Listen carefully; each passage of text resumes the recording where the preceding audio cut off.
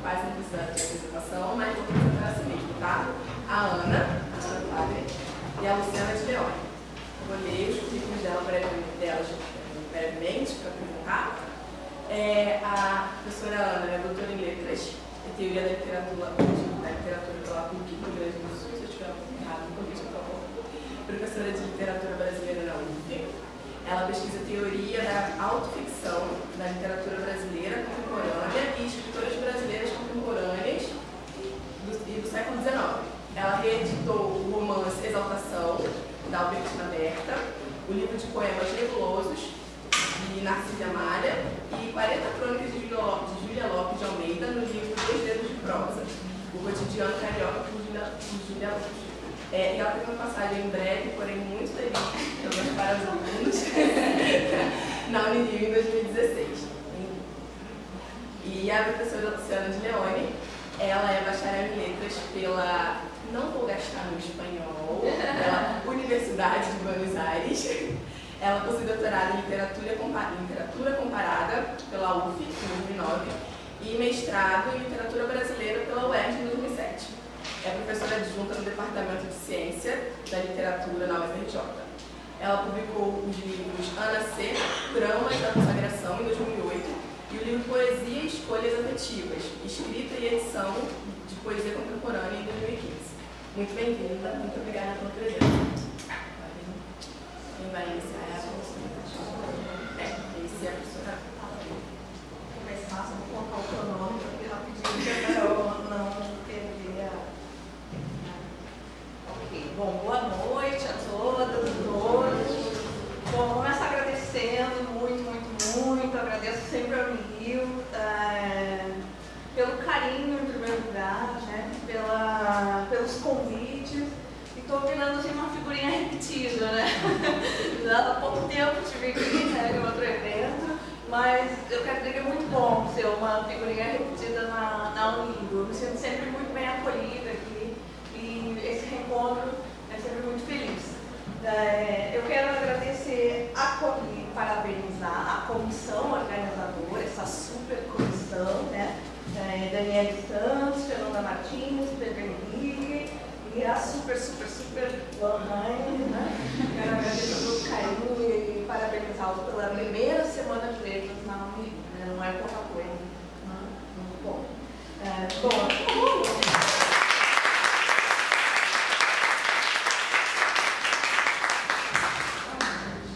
Bom, eu trouxe, conforme prometido, né, os livros que eu organizei para a biblioteca da Unirio, né? Então, é o Nebulosas, de Narcisa Amália, que é uma poeta do século XIX. Então, esse é o único livro dela, são 40 poemas, é um livro de 1872. Esse livro aqui é um romance da Albertina Berta, também carioca, Exaltação, de 1916, a primeira reedição. E esse romance aqui teve várias reedições, ela ainda em vivo, né? Teve 6 reedições, uma atrás da outra, de tão lido que foi, né? De tamanha repercussão desse romance à época. E trouxe também, então, o livro das 40 crônicas, né, da Júlia. Esse é o livro mais recente, organizado por mim, por Júlia Lopes de Almeida. Ela publicava as crônicas no jornal O País durante muitos anos, ela publicou e nós coletamos 40 dessas crônicas, mas não são crônicas aleatórias, são todas crônicas que tratam do Rio de Janeiro, do cotidiano do Rio de Janeiro, porque esse livro ele era para ser publicado nos 450 anos, no aniversário de 450 anos do Rio de Janeiro, em 2015, isso, só que devido aos problemas, né, de editora, enfim, o que a gente passa, acabou que o lançamento foi ano passado, né? Então demorou assim, para ser lançado. Esse livro tem a venda na lojinha da Biblioteca Nacional, né? É só lá que tem a venda esse livro. Não tem pelo site, não tem lá. Mas é um livro muito baratinho, ele custa R$15, porque foi financiado pela Biblioteca Nacional, né? E tem imagens coloridas, é precioso, assim, o resultado.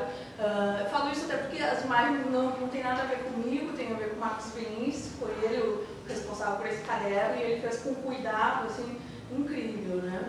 Então, esse fica para a biblioteca e o Lohane depois vai passar. Bom, o que eu selecionei para falar hoje aqui, que foi o que me pediram, enfim, eu vou falar sobre literatura de autoria feminina, uma visão mais panorâmica. Essa apresentação eu já fiz em outra ocasião e achei que agora seria interessante compartilhar com vocês essa visão mais panorâmica dessa presença de escritoras na literatura brasileira. Né? Então esse é o tema, né, da palestra, a visibilidade do cânone, que eu aproveito hoje para mostrar para vocês.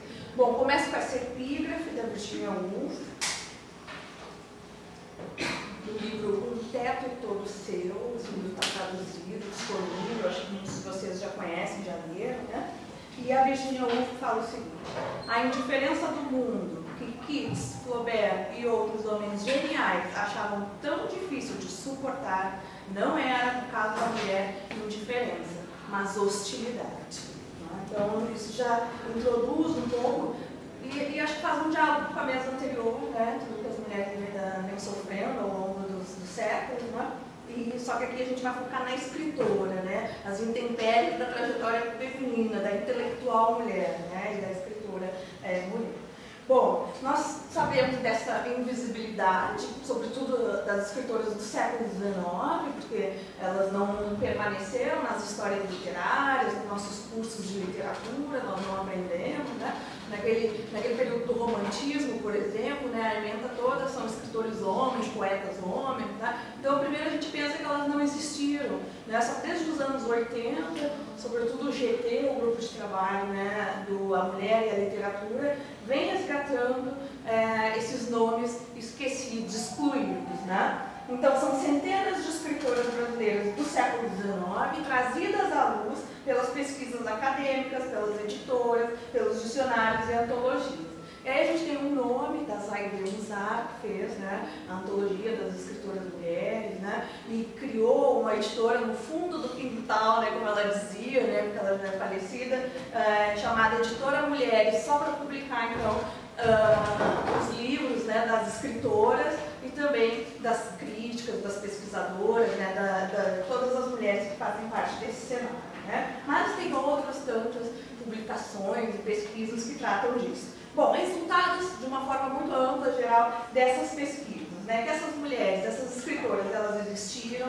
que elas escreveram muito, estou falando do século XIX, né? Que elas publicaram, porque essa também era uma dúvida, né? De repente não permaneceu porque não foi publicado, né? Mas não, foi publicado por grandes editoras, né?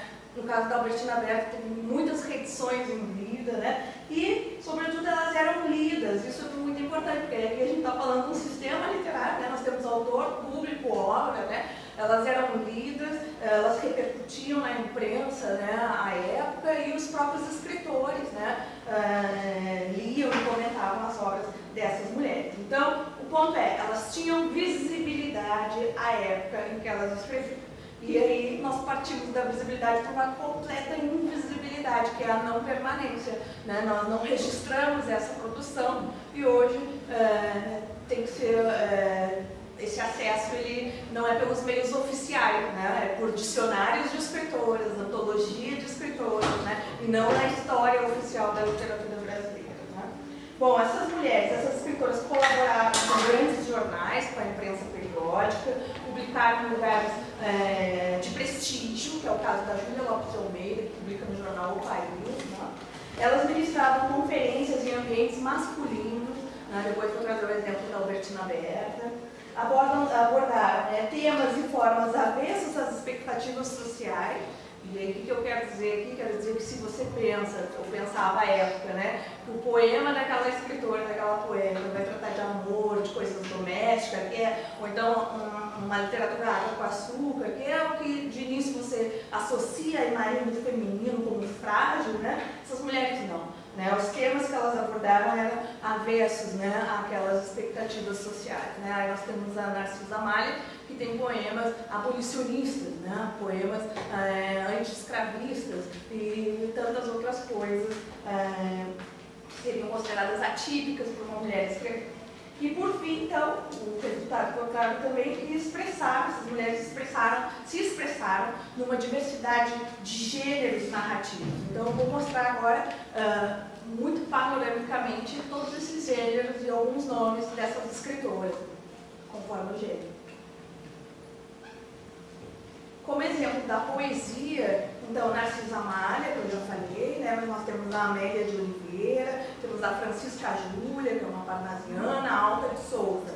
Né? Então, eu trouxe esses exemplos da poesia, mas são inúmeras mulheres, são centenas de mulheres. Né? Naqueles volumes que as Aide Musaro organiza, cada volume daqueles tem um nome de 50 mulheres. Então a gente pode falar de 150 escritoras aí que ficaram nesse limbo. Né? Bom, a Narcisa Amália é a poeta que eu pesquiso, é a que eu tenho maior conhecimento. Ela é uma importante poeta nesse período do romantismo, né? Ela é uma das pioneiras do feminismo, ela se auto-intitula pioneira do feminismo, depois vou mostrar também. E ela dialoga, a poesia dela dialoga com as 3 gerações poéticas, porque ela tem poemas nacionalistas de exaltação da terra, ela tem poemas extremamente mórbidos, melancólicos, em que ela vê a morte como a única saída de todos os problemas, dialogando com a segunda geração, talvez, do Mao Tse, né? E ela tem poemas que poderia ser a geração do Condor, né? Abolicionistas, né? Querendo ver esse escravo livre, e ela incorpora a dor do escravo num poema que é muito bonito, chamado Africano e o Poeta. Bom, aqui eu tenho então a foto, essa foto aqui, né? Ali é o livro, né? Mas essa foto aqui, ela é uma preciosidade, porque eu só tive acesso a essa foto com a bisneta, né? da Narcisa Amália, que mora aqui no Rio de Janeiro. Por que ela é uma preciosidade? Porque todas as biografias da Narcisa, e ela tem 2 biografias e mais um outro livro importante sobre ela, desconhecem a presença de uma filha ou de um filho de Narcisa, né? Então todo mundo diz que Narcisa morreu sozinha, não teve filhos e tal. Um dia estou para lançar o livro, a bisneta escreve para a editora: como assim? Eu existo, né? Aqui sou a bisneta. Né? E aí a gente foi atrás dessa história e a bisneta levou o retrato para comprovar que aí está a Narcisa com a filha Violeta, o acervo da família. Gente, isso muda completamente, né? E comprova, né, algo que já é óbvio, né, como é lacunar, né, essa pesquisa sobre escritoras do século XIX, é muito lacunar, a gente tem poucos dados, né, a gente tem muitas dúvidas, muitas lacunas, né, e principalmente o que mais me dói é quando a gente perde a obra literária. Porque, assim, não é que pouco me importe, né, mas dizer que teve 3 ou 4 filhos, que nasceu aqui ou acolá, então, não me deixa tão triste, mas me deixa triste quando eu percebo que a gente tem um título, mas a gente não acha a obra em lugar nenhum. Quer dizer, se perdeu essa obra, né? Enfim, isso é complicado.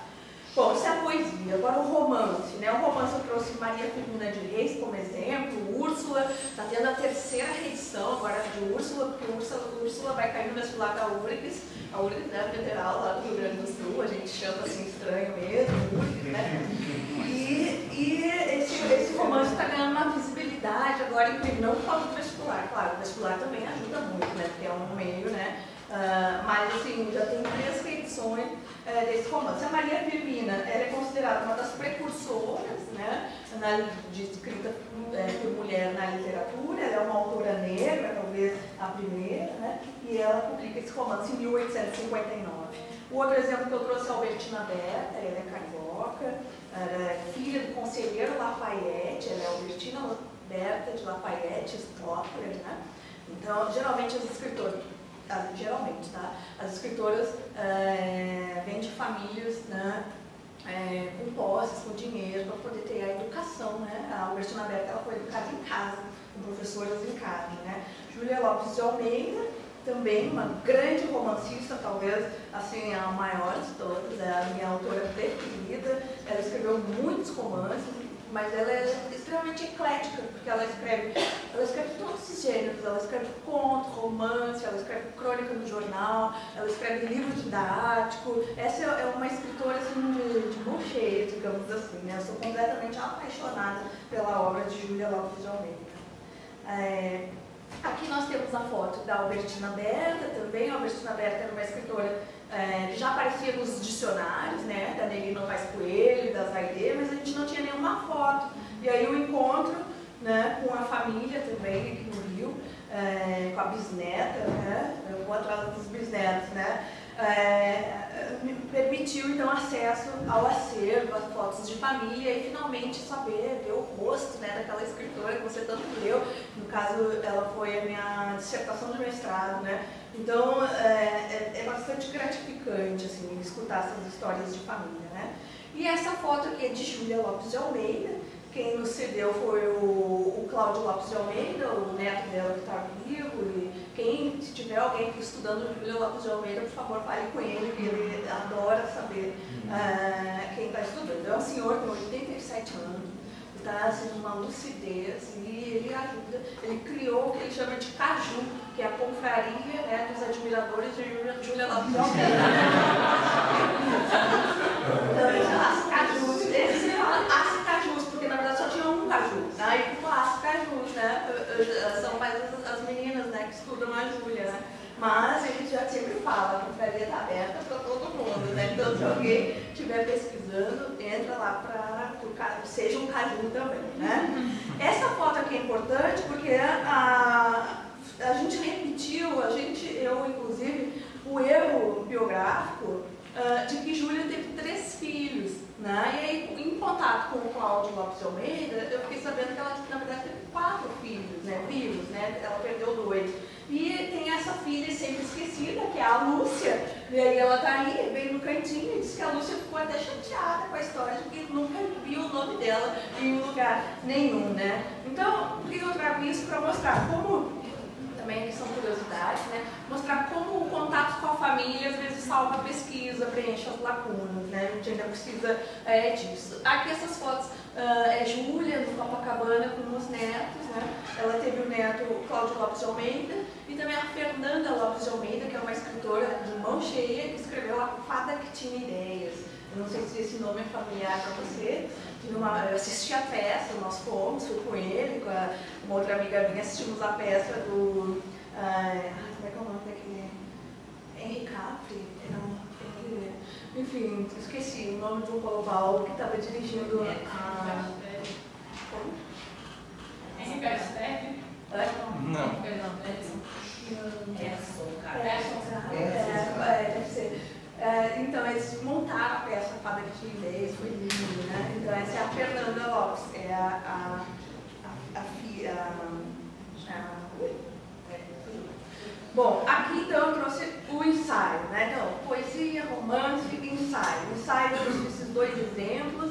Um exemplo é a Albertina Berta. Ela é uma das precursoras a estudar, trazer o Nietzsche para o Brasil. Então, ela tem um estudo sobre Nietzsche, né? Ela se mete nessa seara. Ela ficou muito famosa por esse ensaio sobre Nietzsche, que foi também uma conferência que ela deu no Salão Nobre do Comércio, né? Essa conferência está publicada nesse livro Estudos de Primeira Série e tem também Estudos de Segunda Série, né? Então ela analisa filósofos, ela fala de Kant também, de teoria da literatura, de literatura estrangeira. Então é uma intelectual de mão cheia, Albertina Berta. Ercília Nogueira Cobra, que é uma escritora que eu conheci por conta de uma banca que eu participei na UFMG, e é incrível também, uma ensaísta de mão cheia, escreve esse livro extremamente polêmico, Virgindade Anti-Higiênica. Só pelo título ele já é polêmico, né? Eu vou pular por conta do horário, aí depois, se sobrar um tempinho, a gente volta. Aqui é só uma foto para mostrar a repercussão dessa conferência sobre Nietzsche no Salão do Comércio da Albertina Berta. O salão está cheio, esperando a Albertina Berta para a conferência, né? E aí mais um pouco dessa repercussão na imprensa. É interessante que essas conferências no Salão do Comércio, elas eram feitas em determinadas épocas, e nessa época nós tínhamos 12 conferencistas, né? Desses 12 conferencistas, apenas uma mulher, Albertina Berta. E foi a única que foi criticada depois. Isso é uma outra história, né? Eles não criticaram, mas ninguém criticaram ela, né? Mas aí eu não vou entrar nessa seara agora, né? Mas é incrível ver essa mulher lá em 1916, 18, se eu não me engano, né? A única mulher ali naquele ambiente masculino, né? E hostil, por isso muda por isso a epígrafe, né? Enquanto para o homem é indiferença, para a mulher é hostilidade. Crônica, outro gênero, então, só para mostrar para vocês como elas atuaram, né, em diferentes gêneros, né? saindo daquela ideia de muito da poesia, por exemplo, né? Júlia Lopes de Almeida, então eu já falei, no País, né? 2 dedos de prosa. E dramaturgia, nós temos Maria Angélica Ribeiro, foi uma importante dramaturga também, bastante crítica no seu teatro, né? Escreve sobre a condição do escravo também, toca nessa questão, né? Ela fala principalmente da escrava mulher, porque para Maria Angélica a escrava mulher sofre 2 vezes. Primeiro pela escravidão, serviço pesado, né? E segundo porque ela tem que ceder aos desejos sexuais, né, do seu senhor, né? Muito dialogando, né, com a nossa palestra anterior, né, sobre o assédio sexual. Júlia Lopes de Almeida também escreveu peças de teatro, né? Essas peças, ela publicou um livro chamado Teatro, que tem lá, se não me engano, 3 peças de teatro. E tem a pesquisa da Michele, hoje minha amiga, Michele Fornini, que ela publicou esse título, coloquei só para recomendar, para quem tiver interesse, que é A Invisibilidade de um Legado, Celeste de Textos Dramatúrgicos Inéditos de Júlia Lopes de Almeida. O que a Michele fez? A Michele pegou aqueles textos que estavam em manuscrito, né, e publicou esses textos, né. O Cláudio Lopes de Almeida, ele é muito interessado pela obra da neta da avó dele, então ele contratou uma datilógrafa, não sei na época, né, se era datilógrafa, ele contratou uma pessoa para digitar então a obra que era manuscrita. Ele cedeu para a Michele, ela publicou, fez um estudo em cima disso. Mas a gente tem outros nomes dentro da dramaturgia, nomes femininos, a Josefina Álvares de Azevedo, né, que até hoje tem uma dúvida se ela era irmã do Álvares de Azevedo ou prima, tudo indica que prima, né? Maria Eugênia Celso e Celina de Azevedo. Alguns nomes, mas são muitos, né? Bom, então, concluindo essa parte, nós temos aí uma literatura de autoria feminina, até o início do século XX, talvez, fora do cânone. Então, são vidas, histórias, trajetórias intelectuais desconsideradas ou excluídas completamente do cânone, né? Eu trouxe essa noção de comunidade interpretativa, né, que é do Stanley Fish, que eu acho interessante para ajudar a entender esses mecanismos sociais de inclusão e de exclusão desses nomes, né, na nossa memória, na nossa história literária, né, esses processos de legitimação, né. Então, essa noção de comunidade interpretativa é uma noção que mostra que o indivíduo ele não fala sozinho, né? Não está lá escritor, né, falando, publicando seus livros sozinho. Ela faz parte dessa comunidade interpretativa e é essa comunidade que autoriza o seu discurso e faz com que ele permaneça, né? Então, essas mulheres do século XIX até tiveram seus discursos autorizados lá na época, mas eles não permaneceram, né? Agora que tem esse movimento de resgate. Bom, então, como eu disse, né, se essa comunidade interpretativa ela não autoriza esse discurso feminino, é porque a literatura é um espaço proibido para mulheres, né? É o clube do bolinha, a mulher não entra, né? E aí eu trouxe, então, 3 situações em que a escritora se mostra consciente de que a literatura é um espaço interdigno para ela, que aquilo não é para ela, né, nessa época. Primeiro é a Narcisa Malha, numa carta que ela escreve para o seu amigo, que é um jornalista famoso à época. Nessa carta, aí eu trouxe esse trechinho, ela diz: como há de a mulher revelar-se artista, se os preconceitos sociais exigem que o seu coração cedo perca a probidade, habituando-se ao balbucio de insignificantes frases convencionais? Vitimada pela opressão, a mulher inteligente acompanha com mágoa a extinção gradativa de sua fecundidade cerebral. Então, é uma carta maior, claro, eu cortei esse trechinho, mas ela está aqui justamente mostrando isso, né? Que essa artista, com todos os preconceitos que ela vive por ser mulher, preconceito de gênero, né? Ela cedo perde, né, toda a capacidade, a criatividade, enfim, a chance de fazer algo diferente da convenção, né? E coloca ali a mulher como vítima dessa opressão, e coloca principalmente a mulher inteligente, e ela se acha uma mulher inteligente, ela é importante dizer isso, né? E essa mulher vai acompanhando, então, essa extinção da sua, é triste, da sua fecundidade cerebral, né? É dramático, mas é como ela se sentia, né? Bom, a Narcisa Malher também, ela se denomina pioneira do feminismo. Nós sabemos que não, que tivemos outras mulheres antes dela, mas trouxe aqui o discurso dela, né? Então ela diz: suponho ter sido eu, no Brasil, quem primeiro ergueu a voz clamante contra o estado de ignorância e de abatimento em que jazíamos, em artigos que denominei a mulher do século XXI e emancipação do século XIX. E a emancipação. Então ela se coloca aqui então como a primeira feminista. Bom, outro exemplo de uma mulher autoconsciente de que a literatura não é um espaço para ela, né, um espaço interdito, é a Maria Firmina dos Reis, no prólogo Úrsula, em que ela vai colocar exatamente isso no prólogo. Mesquinho e humilde livro é este que vos apresento, leitor.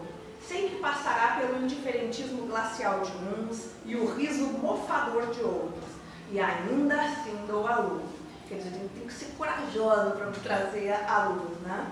Sei que pouco vale este romance, porque é escrito por uma mulher, e mulher brasileira, de educação acanhada, com uma instrução miséria, né? Então, ela já coloca ali, vou ter a autocomiseração, né? Ela já coloca-se consciente também das críticas, né? Porque ou o que você publica vai ser ignorado, ou então você vai receber duras críticas porque publicou e é uma mulher. E isso eu já fiz esse rastreamento. Né?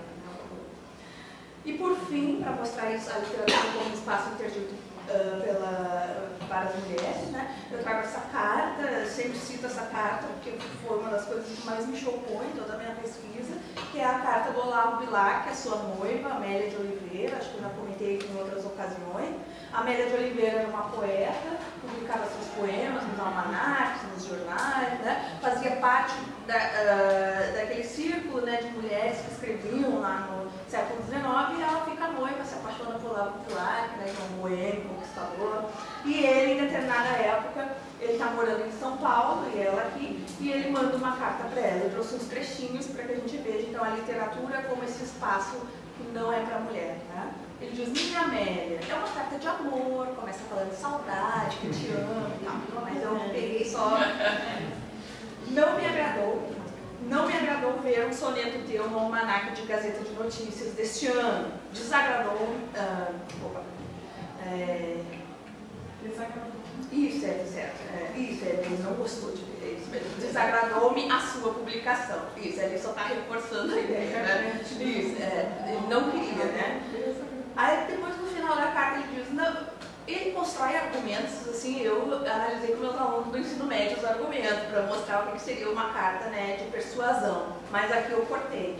Então no final ele diz: não quer isso dizer que não faça versos, pelo contrário, quero que os faça muito para teus irmãos, para tuas amigas e principalmente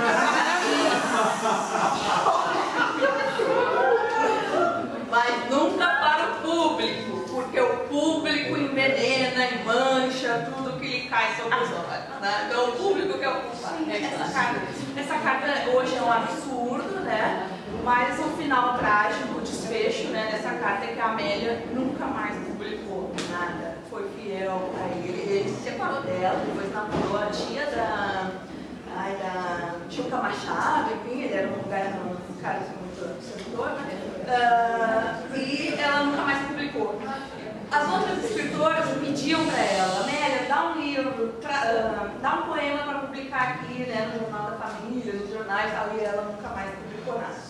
Bom, meu tempo está acabando. Resumidamente, isso é o século XIX, que era o que eu mais queria falar aqui hoje. Só vou rapidamente mostrar então que ali pelo século XX a gente começa então a formar o nosso cânone, né, alguma visibilidade para essas escritoras, né? A Raquel de Queiroz, como uma pioneira, está na Academia Brasileira de Letras, por mais que a gente não queira, né? É importante a academia porque ela legitima, né?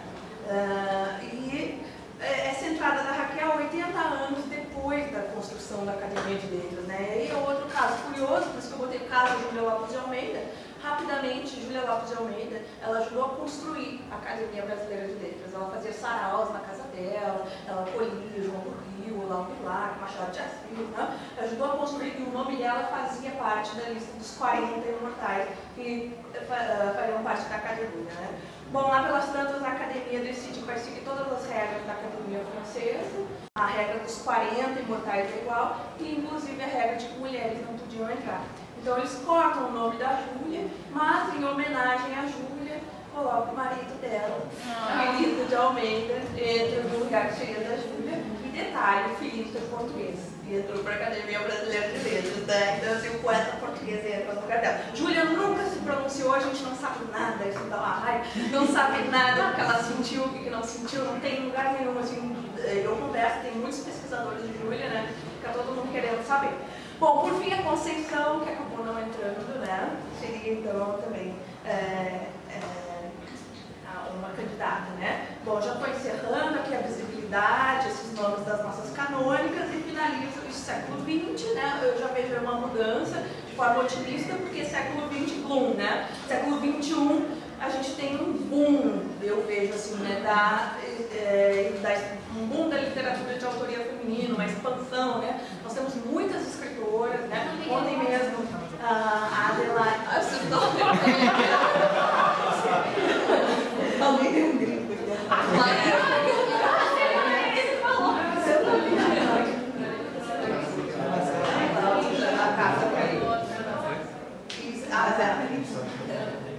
Então, assim, a gente tem essa presença, né, dessas escritoras, acho que está vivendo um período de transição e vejo isso de forma otimista, né? Não sei, as pessoas ainda são um pouco pessimistas, acho que tem muito a lutar, né? Mas vejo isso, assim, boas escritoras, literatura de qualidade, né?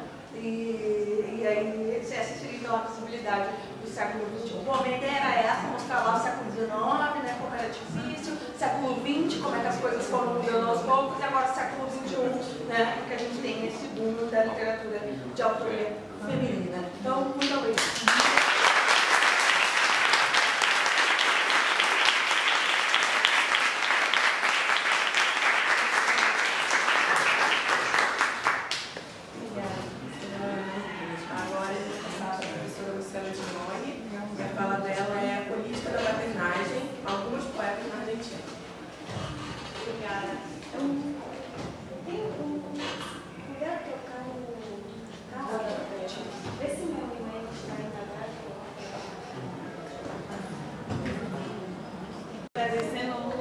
Agradecendo e parabenizando os alunos, que realmente seja a primeira semana já é uma coisa para a gente celebrar, que esteja sendo tocada e organizada pelos alunos, tem assim, a minha total admiração e eu fico muito contente, são convites mais gostosos que vêm dos alunos. Quando alguém fala que quer escutar a gente. Então, também agradeço assim, ao professor que está aqui na plateia, mas principalmente eu agradeço aos alunos. Eu não sou figurinha repetida na Unirio, é minha primeira vez falando, então fico mais feliz ainda. Vim aqui atravessando o campo, né? Cada campus é um campo diferente, é muito interessante. Poderíamos organizar roteiros pelo campus das universidades de Carioca, ver que são essas experiências. E quando os alunos entraram em contato, me pediram para falar de alguma poeta argentina que eu gostasse. E eu falei, então tá. Mas aí fui achando importante não apenas falar de uma poeta argentina que eu gostasse, que achasse interessante, mas de certa forma tentar intervir e visibilizar um debate que está sendo tocado e no qual a poesia comparece também intervindo, tá? Então eu mudei um pouquinho o título da minha fala e agora virou Política de Maternagem, alguns poemas da Argentina contemporânea. Então não é mais algumas poetas, são alguns poemas. A pesquisa, essa fala tem origem numa pesquisa que eu estou tocando há pouco tempo, mas mais tempo do que parece, que é sobre certas poetas, principalmente argentinas, mas não só, que trabalham, que tomam a maternagem como um lugar de enunciação. Ou seja, a maternidade não entra como um tema, mas como um lugar de enunciação. Por que utilizar a palavra maternagem e não maternidade, que era a palavra que eu vinha usando? Porque justamente maternidade é mais facilmente associada a uma ideia mais naturalizada do que seja maternidade. Enquanto a maternagem nos leva para um universo significativo muito mais relacionado à política. Mas a maternagem poderia ser pensada, e acho que deveria ser pensada, como uma experiência primordial. Isso não quer dizer melhor nem nada, é uma experiência pela qual todos nós, absolutamente todos nós passamos. Todos tivemos uma relação de maternagem, mesmo que ela tenha sido marcada pelo signo da negatividade. Mas é uma experiência primordial. E chama bastante atenção que poucos foram os pensadores que trabalharam em relação à maternagem e ao corpo feminino, que é um corpo aberto. E como todos nós passamos por esse corpo feminino, todos os nossos corpos são abertos. Então, eu estou assim, só criando, mostrando as pecinhas da minha reflexão, que eu vou chegar na poesia. A experiência essa da maternagem, poderíamos dizer que atravessa espécies e gêneros, tá? Não é exclusivamente feminino, pelo contrário. Gerações e culturas, é uma experiência do convívio. E é uma experiência inelutável e incontornável pela qual todos passamos. E o que me interessa é isso, não é tomar ela apenas como tema, mas como um lugar de enunciação. Mas mudemos um pouco de lugar e lembremos que a crise argentina, que já parece antiga, mas que agora está retornando com muita força, de 2001, teve como consequência, uma das suas consequências culturais, a grande aparição de pequenas editoras, de coletivos de produção, de formas de organização que não passavam pelo grande mercado nem pelas instituições que estavam colapsadas. Tá? Isso foi em 2001, infelizmente a gente está tendo sim, um retorno na Argentina neoliberal de Macri muito assustador.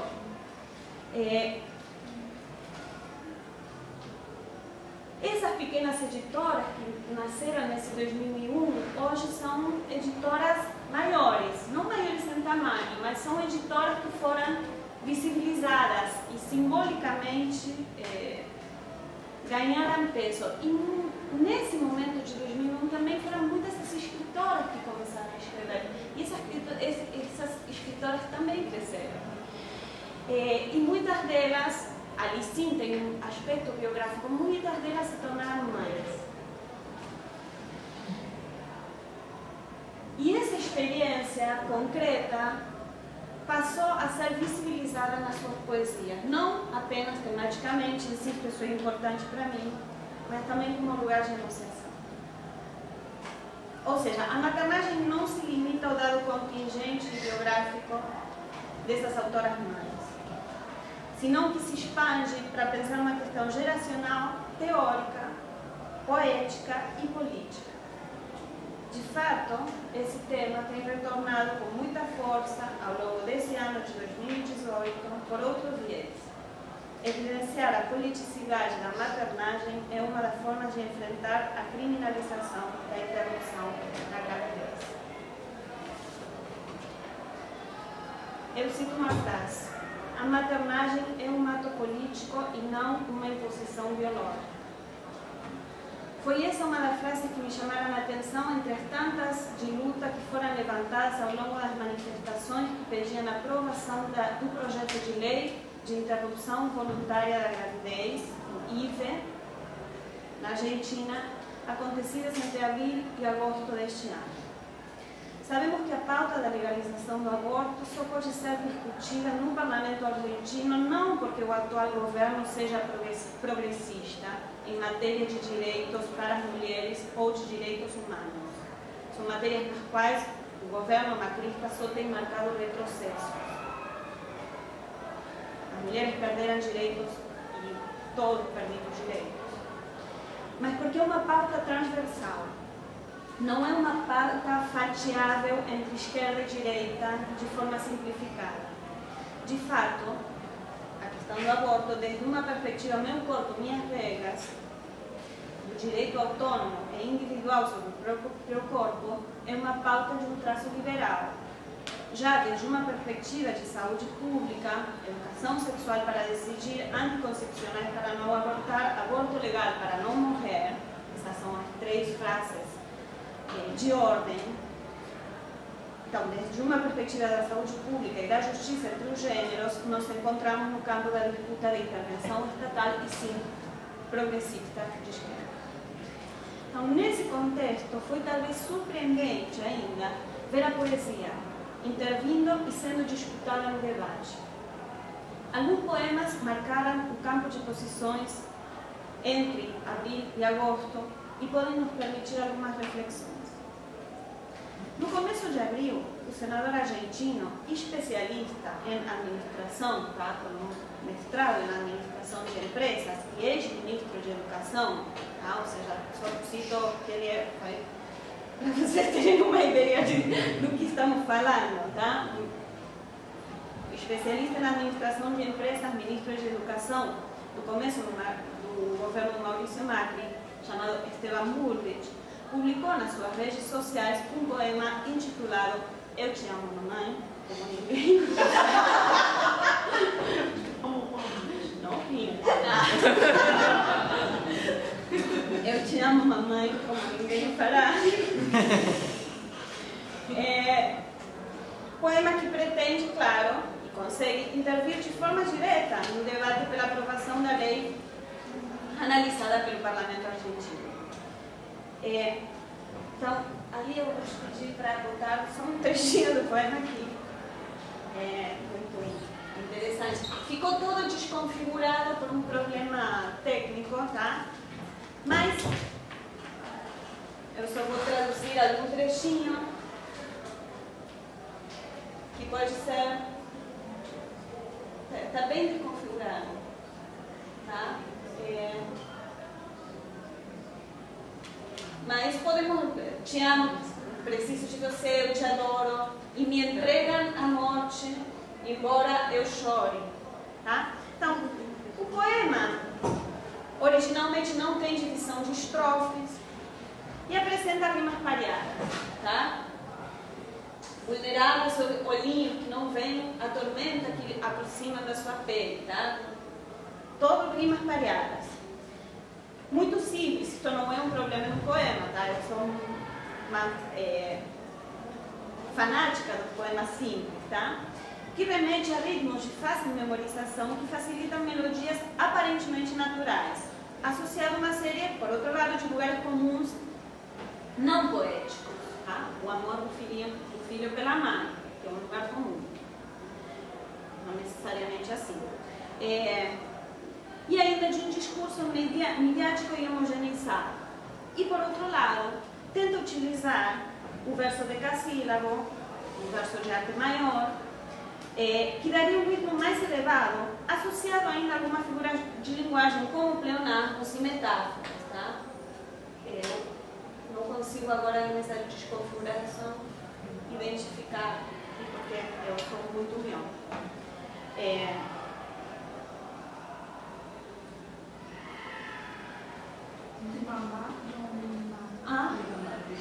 Não, minha mamãe não me ama, me abraça, já estou morrendo.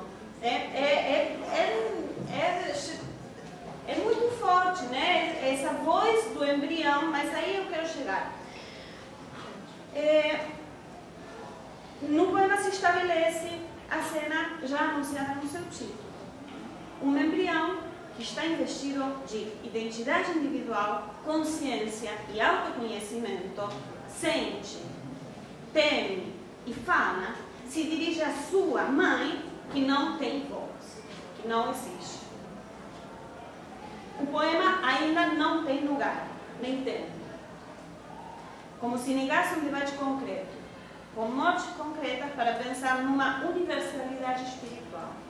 Quem fala é meu filho, como se fosse possível ainda ter um filho sem mãe. O eu, por um lado, é extremamente sólido na sua linguagem e identificação, mas se diz vulnerável.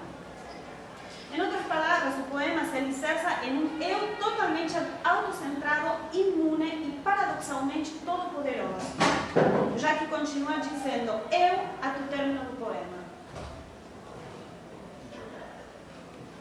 Bom, eu te amarei para toda a eternidade, né? Ou seja, ele não precisa nem nascer para amar, é o meu todo-poderoso. Era uma interessante análise publicada por um site muito interessante também, que chama-se Lavata,